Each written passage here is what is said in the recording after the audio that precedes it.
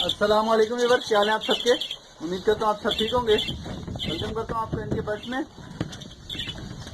आज की इस वीडियो में मैं आपको बताऊंगा बजरीश का बाजरा तैयार करने का तरीका, बजरीश का बाजरा किस तरह तैयार करना है और उसमें क्या क्या डालना है, और ये स्पेशली सर्दियों के सीज़न के हवाले से है। तो इंशाल्लाह मैं आपको अभी बनाकर दिखाता हूँ बजरीश का बाजरा के इसको किस तरह से तैयार करना है और उसमें मैं क्या क्या चीज़ डाल रहा हूँ, मोटी करनी, बारीक करनी और क्या क्या चीज़ें मिक्स करनी है और इसको किस तरह से देना है, देने की रूटीन क्या सर्दियों में, जिससे आपको इंशाल्लाह एक बहुत ही अच्छी और बेहतरीन किस्म की ब्रीडिंग मिलेगी। तो वीडियो शुरू करते हैं, और अगर अभी तक आपने मेरा चैनल सब्सक्राइब नहीं किया तो चैनल सब्सक्राइब कर ले और साथ ही मौजूद बेल के आइकन को दबा दें, जिससे आपको मेरे आने वाली हर नई वीडियो का नोटिफिकेशन मिलता रहेगा। तो चलिए मैं आपको दिखाता हूँ बाजरा बनाकर। जी व्यूअर्स, तो ये बाजरा सारा मैं तैयार करने लगा हूँ बजरी के लिए। ये फीड तैयार होगी इंशाल्लाह, और जब मैं आपको क्वांटिटी बता देता हूँ और साथ साथ चीज़ों को भी बता देता हूँ क्या क्या मैं डाल रहा हूँ। जो टोटल क्वांटिटी मैं बनाऊंगा वो 15 किलो वेट बनेगा इसका, सब चीज़ें मिलाकर। ये जो आपको नज़र आ रहा है इसमें 5 किलो मैं डाल रहा हूँ मोटी कंगनी, आप ये देख सकते हैं, ये मोटी कंगनी है। और 5 किलो है बारीक बाजरा, बिल्कुल बारीक वाला जो बाजरा होता है ये वो है, बारीक बाजरा मैं डाल रहा हूँ क्योंकि बजरी के मुंह में आराम से चल जाता है और ये आराम से खा सकते हैं बारीक बाजरा। इसके अलावा सूरजमुखी 1 किलो सूरजमुखी का बीज है, 1 किलो जई का है, ये जई आप देख सकते हैं, ये 1 किलो मैं इस्तेमाल कर रहा हूँ। इसके अलावा भंग और सरसों का बीज मिक्स है, आप देख रहे हैं ये वाला, इसमें आपको दिखा देता हूँ उठाकर, ये भंग के बीज हैं। और इसके अलावा इसमें जो आपको काले काले नज़र आ रहे हैं ये सरसों के बीज हैं। तो ये इनकी टोटल जो दोनों को मिक्स करके क्वांटिटी बनेगी, ये 1 पाव बनेगी। लाल कंगनी है ये 1 किलो, और इसके अलावा बारीक कंगनी है जो फिंचिंग वगैरह को डाली जाती है, ये भी 2 किलो है। तो ये टोटल मिलाकर 15 किलो बन जाएगी। इसको अच्छी तरह से मिक्स करते हैं, और मिक्स करने के बाद इनको मैं वॉश कर लूँगा। अच्छी तरह धोना ज़रूरी है क्योंकि इसमें मिट्टी वगैरह बहुत कुछ होता है जो बजरी में एलर्जी और बीमारियों का बाइस बन सकती है। तो इसलिए हमेशा आप कोशिश करेंगे अपने परिंदों को दाना धोकर डालें। तो इंशाल्लाह मैं इसको मिक्स करता हूँ और फिर धोता हूँ, फिर आगे मैं आपको बताता हूँ कि इसको देना किस तरह से सर्दियों के सीज़न में। सबसे पहले मैं बारीक कंगनी मोटी कंगनी डाल रहा हूँ इसमें। एक मोटी कंगनी की क्वांटिटी 5 किलो है, और इसी के साथ मैं सेकंड जो डाल रहा हूँ वो बाजरा है।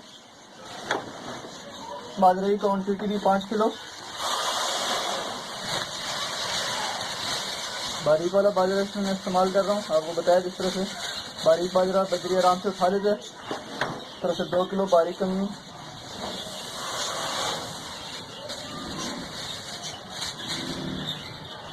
यहाँ भी 1 किलो लाल कंगनी,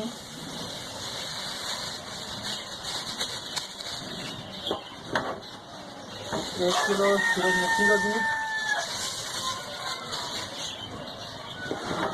ये आगे 1 किलो जई, ये आगे हैं भंग और सरसों 1 पाव। तो अच्छी तरह से मिक्स करना है।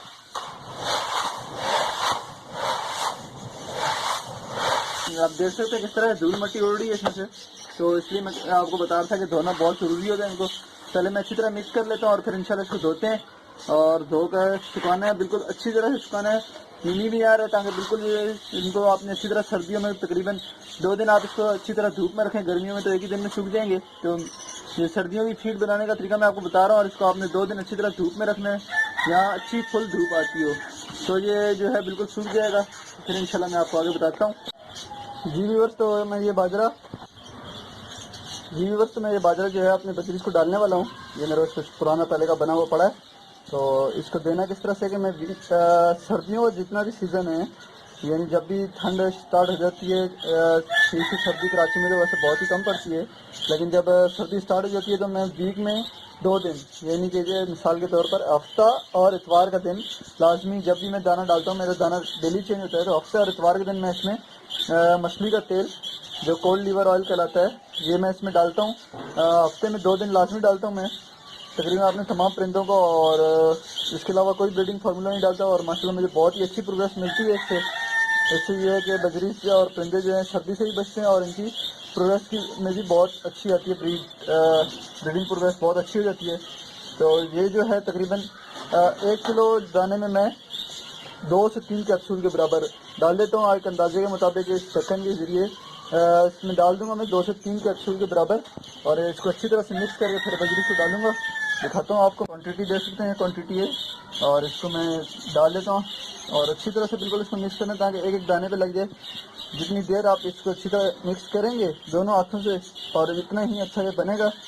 तो मैं आपको दिखाता हूँ थोड़ा मिक्स करके। तो अच्छी तरह से जो है हमने मिक्स करना है ताकि एक एक दाने को जो है ये हमने जो ऑयल डाला है इसमें लग जाए।